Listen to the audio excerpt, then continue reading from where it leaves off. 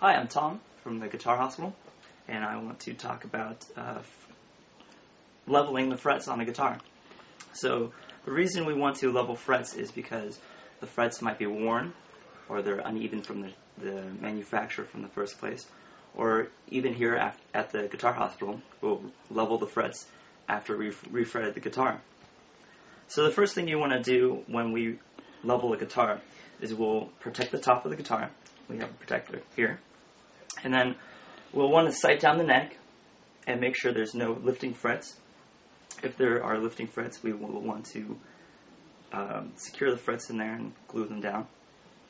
And we'll take this big straight edge here, and we'll want to sight down the neck. I go like this, and I make sure there's no relief in the neck.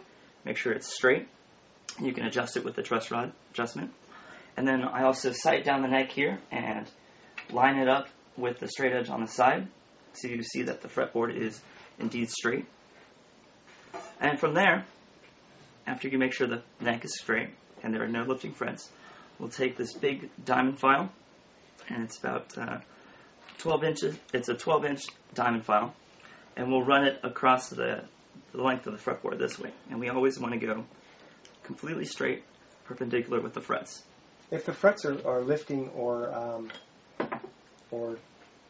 badly out of true, what do you do before you? Is there something that you would do before you level the frets? We would take a blunt object and push down on the fret and glue it down, the frets down into the fretboard again, and secure it and make sure it's glued up so it won't lift again.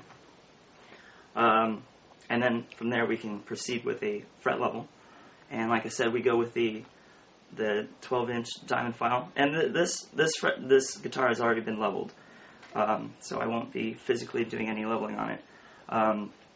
We want to, with these fret rockers here, then there's a long one and a short one, we can check the frets themselves, and if there are any individual frets that are higher than others, we want to concentrate on those frets. And then up here we use the smaller straight edge. And then if there are, how do you know if they're not level with that straight edge? So they'll be rocking. So you'll actually hear it kind of rock. There's no real examples here because, again, this guitar has been leveled, but you'll hear it rock.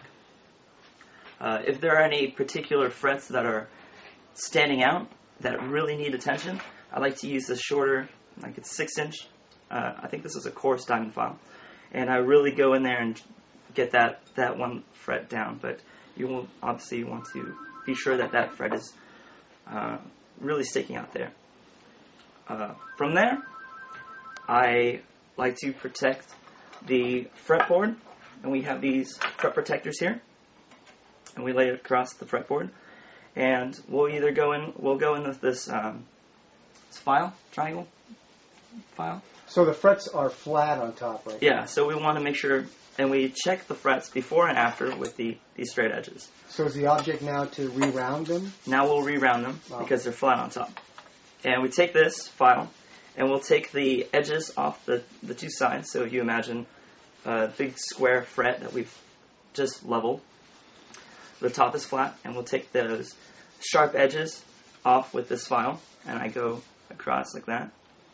Is that a special file? I see that there's no, doesn't seem to be any cutting on the very edges of the triangle on that file. Yeah, this is a modified. It's been modified, so the edges are dulled, and I imagine that's important. Yeah, that way it won't cut into the fretboard.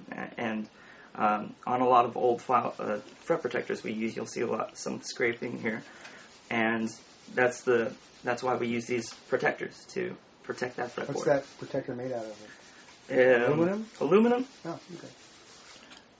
And so after we take the edges off the frets, we have a special round file, which is contoured in there so that it really rounds the top of the frets.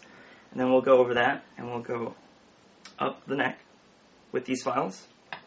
And from there, we have a sanding pencil that we'll use to dress the frets after they've been crowned. So with this, we go over the frets, and I make sure that there is that the fret is round. Does And that this sand will- out the object there? Does it sand out any file marks? It sands out the rough file marks, but then there will be some rough sanding marks from this this sanding pencil, and that's why after that, and after I do all these steps, I always check with my straight edges to make sure that these frets are straight. So as we go along the way, we can ensure that all the frets are evenly taken care of. And after the sanding pencils, I have these sanding sponges that I'll use, and I start with a 120, and I'll go across the fretboard. And the trick is to just go really fast, and you don't want to apply too much pressure because you want to take the scratch. When you're filing them and using the sanding sponge, you create marks that go this way. So with the sanding sponge, I'm going this way, and I'm taking those marks out. So I'll go fast, and you want to create a lot of heat to get those marks out. And from there, I'll use a 220, and then finally I'll use a 320, really fine, to take those scratches out and really polish up those frets. And that's how you do a fret level.